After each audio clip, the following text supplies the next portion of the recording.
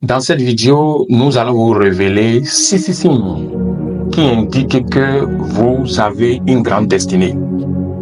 Vous êtes la bienvenue à l'école de l'esprit et des rois.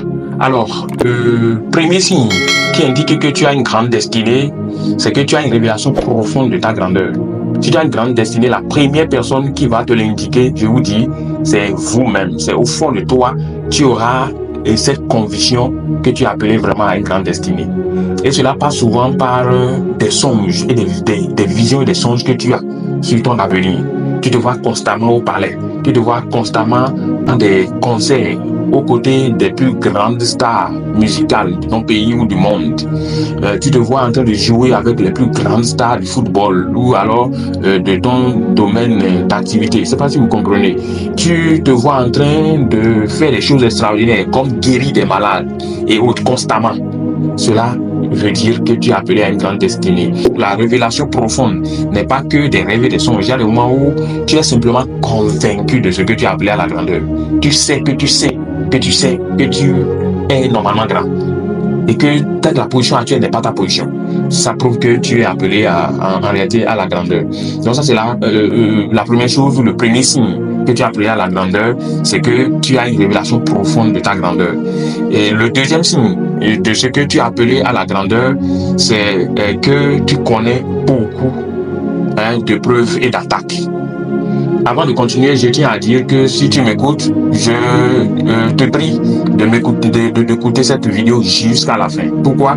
Parce que j'ai constaté que la plupart de ceux qui ont de grandes destinées se contentent de l'entendre dire. Ils prennent plaisir à ce que les gens le leur disent, mais ils ne veulent pas prendre la responsabilité. Or, ce qui démarque ceux qui ont une grande destinée, qui caressent une grande destinée, ceux qui l'accomplissent, c'est la responsabilité. Donc, à la fin de cette vidéo, je vais t'indiquer les choses à faire de façon précise pour que ta vision sorte de l'étape de rêve ou de l'obscurité pour passer à l'étape de l'accomplissement et de la manifestation. C'est ce à quoi je tiens. Alors, le deuxième signe qui indique que tu es appelé à une destinée glorieuse, c'est que tu es sujet à plusieurs épreuves et attaques.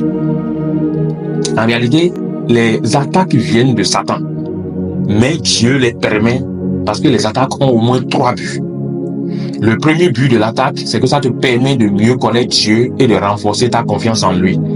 En réalité, c'est quand tu connais des difficultés et que Dieu t'a tiré de ces difficultés-là que tu commences par le connaître davantage, tu connais son caractère. Aucun d'entre nous ne connaît Dieu dans les temps faciles. Non, c'est dans les épreuves qu'on connaît Dieu. Donc, c'est parce qu'il t'a tiré d'une affaire hier, tu te rends compte que aujourd'hui il peut faire mieux et ta confiance est établie en lui. Donc, la raison pour laquelle beaucoup de personnes n'ont pas de foi en Dieu, c'est qu'ils n'ont pas connu des difficultés. Vous avez vu? Donc, si tu connais des difficultés et qu'il te sort de là, alors tu vas avoir foi en lui. Donc, c'est important. Le deuxième but des épreuves, c'est que cela forge ton caractère. Quelqu'un peut me dire, oh, je ne peux jamais voler. Cela est vrai. Peut-être jusqu'au jour où ton enfant, ta femme ou alors ta maman sera sur le lit de l'hôpital, sera malade et que tu seras face à l'argent, tu es peut-être comptable. C'est en ce moment-là qu'on peut voir ton caractère vis-à-vis de l'argent. C'est un exemple en passant. Donc c'est pour te dire que ton caractère est forgé par les difficultés. Et Dieu permet que ces problèmes-là arrivent pour qu'ils puissent te forger, ils puissent te purer maintenant, pour que tes défauts-là ne te poursuivent pas, ne te suivent pas jusqu'à la destinée, pour que cela ne détruise pas ta destinée demain. Il permet certaines difficultés aujourd'hui. Que Satan suscite, bien sûr. Le troisième but, c'est que cela te permet de trouver une solution au problème que tout le monde vit. Si Dieu t'aime, il va te permettre de goûter à un problème d'ordre général. Et quand tu vas goûter à ça, il va te donner des solutions. Et c'est ça qui te permettra de devenir une solution aux autres. Et cela va te révéler à ton monde. Et le deuxième signe de ce que tu as appelé à une grande destinée, c'est bien évidemment le fait que tu sois sujet à plusieurs épreuves et à plusieurs attaques. Donc, 3 buts, des attaques et épreuves. Cela te permet de mieux connaître Dieu et de renforcer ta confiance en lui. Cela forge ton caractère. Cela te permet de trouver une solution aux problèmes de la société. Le troisième signe de ce que tu es appelé à une grande destinée, c'est que tu connais la solitude. Tu te retrouves seul. Dieu va te déconnecter d'avec les gens lorsqu'il veut te utiliser à la grandeur. il va te déconnecter. Pourquoi? Parce qu'il ne veut pas que tu sois distrait. Si tu es distrait, tu n'auras pas l'attention pour accomplir ta destinée. Donc, il va briser le lien, il va t'éviter la distraction et te déconnecter de l'influence des autres. Parce que les autres vont t'influencer, tes parents ne vont même pas permettre que tu accomplisses la destinée parce qu'ils ne te connaissent pas assez. Ce n'est que Dieu qui te connaît assez. Ils ne vont pas te permettre de pouvoir aller à l'accomplissement de la destinée. Tu vas prendre certaines décisions osées et tes parents ne seront pas d'accord. Donc, pour pouvoir éviter tous ces problèmes-là, il va quand même pas t'isoler. Tu seras tu vas être beaucoup plus à l'aise lorsque tu es seul. Et tu es moins à l'aise dans la foule, dans le peuple. La solitude a aussi 3 buts essentiels. Donc ça te permet d'abord d'éviter les distractions et de te connecter de l'influence des autres. Les influences qui pourraient t'empêcher d'accomplir la destinée. Ça, c'est le premier but. Le deuxième but, ça te permettra de connaître mieux Dieu. Parce que là, tu as l'attention à lui. Donc, ça te permet de mieux connaître Dieu et ses lois. Il va attirer ton attention et tu vas mieux porter ton regard sur lui. Tu vas déconnecter ton regard des autres. Le troisième but de la solitude, c'est bien évidemment que Dieu te permettra alors de mieux te connaître toi-même parce que tu es plus concentré sur toi et ça te permettra aussi de connaître mieux ta mission. Donc ça te permettra de te connaître toi-même et de connaître mieux ta mission. C'est tellement important de connaître ta mission parce que tu vas aller exécuter ta mission vis-à-vis des autres. Si tu n'es pas convaincu, comment tu peux défendre ça? Quand tu seras confronté à des oppositions, à des attaques par rapport à ta mission, comment tu peux défendre ça si tu n'es pas convaincu? Donc Dieu travaillera dans le secret à forger ta conviction sur ta mission dès maintenant. Alors, le quatrième signe que tu as appelé à la grandeur, c'est que tu es porté naturellement à servir les autres et à leur porter assistance, à aider les autres. Oui, Dieu t'a façonné comme tel. Tu as de compassion pour les autres. Tu pleures à cause d'un problème de la famille, à cause d'un problème qui sévit dans ta communauté, dans ta société. Les autres ne voient pas la chose de la même manière, mais tu n'arrives plus à dormir parce qu'il y a tel mal qu'il y a eu dans la société. Donc tu es naturellement façonné comme tel. Tu dois pouvoir faire attention à ça et laisser libre cours à cette compassion-là. Quand bien même il y aura des obstacles parce que les gens peuvent être reconnaissants vis-à-vis de toi ou bien s'opposer à toi, là que tu es en train de chercher leur bien, ne t'arrête pas. Ils auront le temps de te comprendre, de s'allier à toi parce qu'ils vont comprendre alors que tu as un cœur pur vis-à-vis d'eux. Alors le cinquième signe que tu as appelé à la grandeur, c'est que tu seras controversé et rejeté. Ceux qui sont appelés à la grandeur ont un point de vue différent du point de vue du commun des mortels. Ils ont un point de vue authentique et différent. Et pour préserver leur sécurité, les autres vont les attaquer. Ils vont susciter des controverses. Ils ne seront pas d'accord. Parce qu'ils sont habitués à une tradition. Mais celui qui veut changer les choses, lui, il a une nouvelle mentalité pour changer les choses. Donc les gens vont t'attaquer. Là aussi, persévère. N'abandonne pas. Parce qu'avec le temps, ils vont te comprendre et ils vont se joindre à toi. Ce que tu es en train de défendre aujourd'hui va devenir école. Ça, c'est la chose normale après. Si tu persévères. Mais si tu ne persévères pas, personne. Le sixième signe qui indique que tu as appelé à la grandeur, c'est que tu sens un grand potentiel, une grande capacité à réaliser des choses hors du commun. Qu'est-ce que ça veut dire? Lorsque tu es appelé à la grandeur, au fond de toi, tu sens que tu es capable de faire certaines choses. Les gens se disent, ceci n'est pas possible dans notre société, ceci n'est pas permis, mais tu te dis non, qu'est-ce qui n'est pas permis?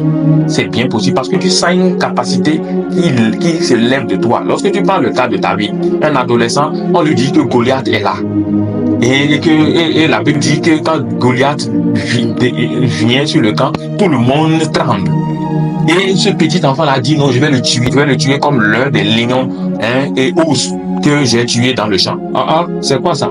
Le potentiel. Donc il a une capacité. Peut-être que tu vois, tu te dis, tu peux faire ceci. Tu te dis, ce problème-là peut être réglé. Et les gens disent non, ne t'arrête pas, continue. Parce que c'est certainement à quoi tu es appelé. Nous allons rappeler rapidement, avant de vous dire ce que vous devez faire pour concrétiser votre vision, nous allons rappeler rapidement les 6 signes que vous êtes appelés à la grandeur. Vous avez une révélation profonde de votre grandeur. Première chose. Deuxième signe, vous êtes sujet à plusieurs épreuves et attaques. Troisième signe, vous connaissez la solitude. Quatrième signe, vous êtes naturellement porté à servir et à aider les autres. Cinquième signe, vous connaissez des controverses et des rejets. Sixième signe, vous sentez en vous un grand potentiel et une grande capacité à réaliser des choses hors du commun. Alors, si vous avez suivi jusqu'ici, c'est bien. Maintenant, je tiens à vous dire, écoutez ceci, c'est très important, parce que je ne veux pas simplement vous contenter, vous gratter les oreilles en vous disant que vous êtes grand. Ce n'est pas exclu que vous êtes déjà grand si vous m'écoutez jusqu'à ce niveau-là, parce que certainement qu'il y a quelque chose, il y a une correspondance entre nous. Mais ce que je vais te dire et qui est important, c'est que il n'y a rien de plus frustrant que de savoir qu'on est appelé à une grande destinée et qu'on ne concrétise, on ne voit pas son accomplissement. Il n'y a pas quelque chose qui soit aussi frustrant que ça. Que tu saches que tu es appelé à la grandeur, mais que tu ne vois pas cela se concrétiser, ça, il n'y a pas pire chagrin que ça. Je tiens à te dire que tu dois faire quelque chose. Donc, ce qui démarque ceux qui ont accompli leur destinée et ceux qui ne l'accomplissent pas, c'est qu'il y a la prise de responsabilité. Ceux qui prennent leur responsabilité font ce qu'ils doivent faire, doivent accomplir la destinée. Ceux qui ne le font pas, ne vont pas accomplir la destinée. Donc, je ne veux pas que tu sois de ceux-là qui savent qu'ils sont appelés à la grandeur, mais qui ne savent pas ce qu'il faut faire. Donc, nous allons vous aider. En fait, la grande destinée, c'est comme, ça fait penser en réalité à un bienfaiteur qui veut faire de cadeaux à quelqu'un. Il est allé dans la plus grande boutique de la place, il a payé 90% du prix. Et il dit, bon, s'il vient, il n'a qu'à payer les 10%. Et l'autre n'est pas prêt à payer le prix. Donc, Dieu vous a donné une grande destinée, c'est une chose. Il a déjà fait le plus gros du travail. Mais il y a un minimum qu'il attend de vous. Si vous ne faites pas ça, vous n'allez pas accomplir la destinée. Donc, c'est pourquoi il m'a mis à cœur, depuis quelques mois en arrière maintenant, de pouvoir faire une série d'enseignements sur les secrets. C'est intitulé « Les secrets pour découvrir sa destinée et l'accomplir ». Les secrets pour découvrir sa destinée et l'accomplir. Donc, cet enseignement-là est composé de deux grandes parties. La première partie, c'est les secrets pour découvrir sa destinée. Et là, j'ai parlé de 9 clés pour découvrir sa destinée. Nous en avons fait plusieurs chapitres, mais il y a une vidéo qui fait le résumé. Je vais vous laisser les liens en description. Prenez le temps d'écouter avec attention toutes les vidéos. Il y a plusieurs vidéos. Ça va vous appeler à un peu plus de travail, un peu de concentration. Mais je vous dis, quand vous allez sortir de là, votre vie sera transformée. Vous allez passer de l'obscurité du rêve à la lumière de la concrétisation, au projecteur de la manifestation de votre vision. Donc, prenez la peine d'écouter, de suivre cette série-là. Abonnez-vous aussi. Suivez-nous. J'ai reçu pour mission, ma vision à moi, c'est de vous aider à accomplir votre vision. Donc, travaillez à ça. Abonnez-vous, likez, partagez. Mais ne manquez pas surtout de voir les liens en description, d'étudier votre destinée comme on le fait à l'école. Et votre destinée va s'accomplir. J'ai du mal à voir les gens qui portent une grosse destinée, qui ont une grossesse, mais qui n'accouchent pas. J'ai du mal, j'ai de la peine. C'est sûr, encore moi, je suis appelé à aider les gens à accoucher leur grande destinée. Vous êtes bénis.